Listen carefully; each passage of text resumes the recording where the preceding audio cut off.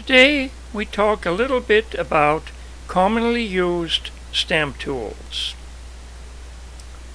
as well as are damaged stamps still useful? Stick around, I will show you.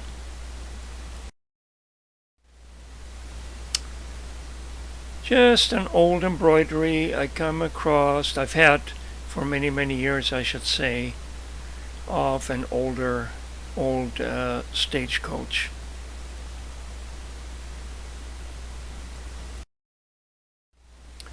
Here are some catalogs that I have been using.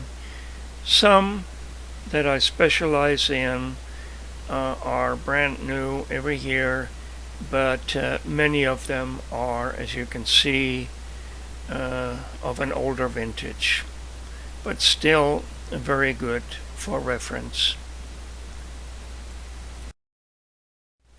Here are more. Some of them are actually quite old, but still an excellent reference, and it does give a relationship, at least approximately, to what their value may or may not be. To replace all catalogs every year would nearly be prohibitive.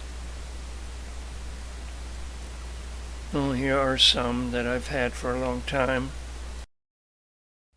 and still use, and this one, these are my main catalogs for my specialized area when I was active in it, and the top three are typically replaced every year. And here are a few basic tools like tongs, magnifying glasses, one forensic glass, which is very good, and a cinoscope for watermark detection. This only works right if you use stamps that do not have a bunch of hinges on the back. That should be absolutely clean as far as used stamps are concerned. And then the two types of ultraviolet lights, a long wave and a short wave, which are very handy to detect phosphor coating or other tagging. And then two types of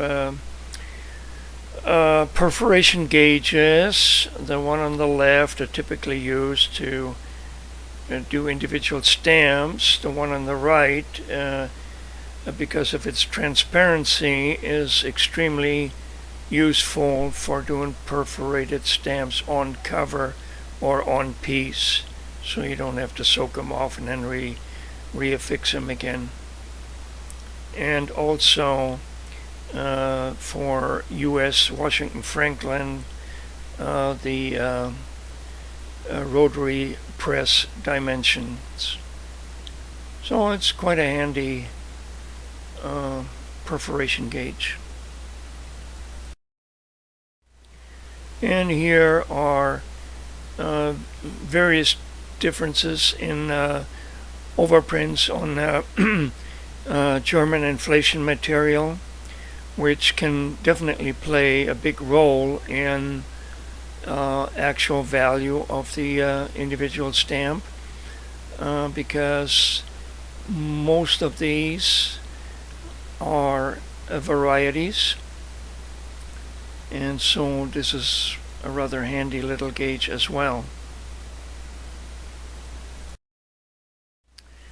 And then I went ahead and made a copy of these two charts from a catalog, and so that I have them handy and don't have to flip back to those pages in the catalog. So just a little convenience, more or less. That helps a lot too. And in some catalogs, like the German Michel catalog, has kind of a 3-page folded little folder that depicts all the different watermarks that were issued on all German stamps from the beginning to present day watermarks. Very handy as well. Don't have to flip through catalog again, as I indicated before. So the question is, are damaged stamps still useful? Well, I feel some of them, yes, definitely. And here's what I did with some damaged stamps.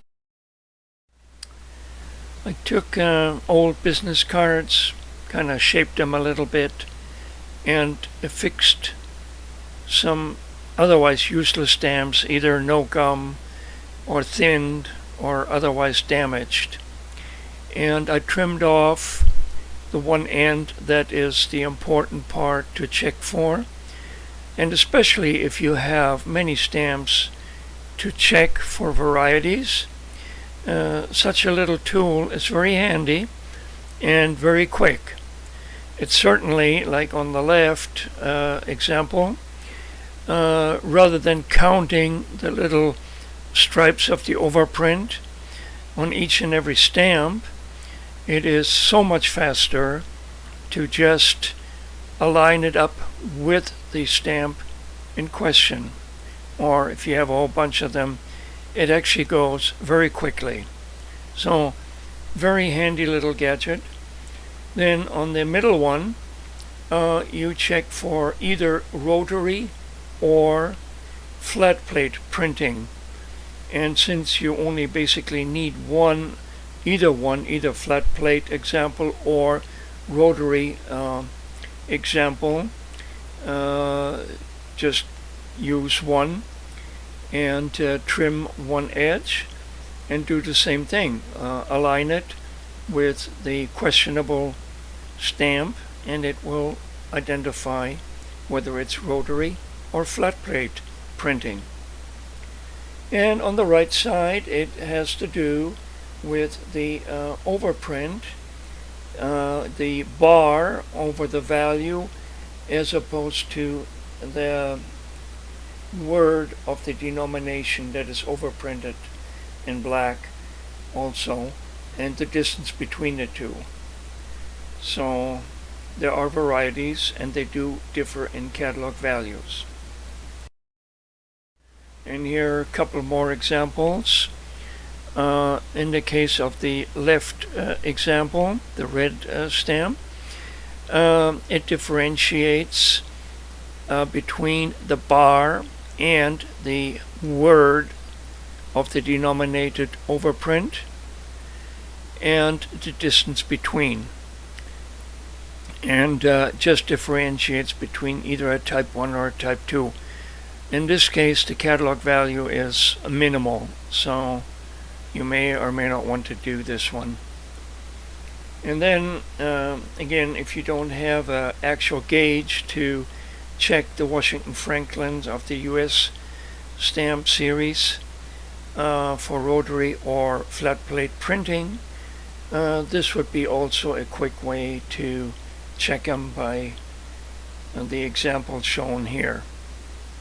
And then another one, Japan. Again, there are two different formats, and it's either 18 and a half, or I forgot what the other one was offhand, but anyways, all you need is one type to check in order to identify. Again, if you have many stamps, these type of tools come in very, very handy.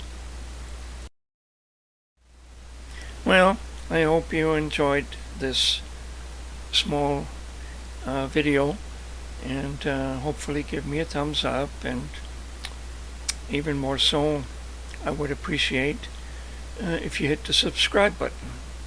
Thank you so very much for watching. And yes, even with these basic tools I indicated to you, it is very possible that you can find that treasure. So keep on looking, be observant, be accurate, and you will succeed. Good luck.